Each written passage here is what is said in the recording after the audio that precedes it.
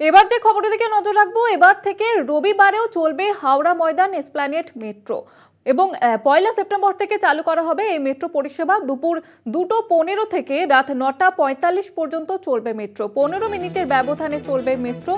এবার মেট্রো যাত্রীদের জন্য সুখবর, রবিবারেও চলবে হাওড়া ময়দান এসপ্ল্যানেড মেট্রো এবং দুপুর 2:15 থেকে রাত 9:45 পর্যন্ত মেট্রো চলবে বলেই জানা যাচ্ছে।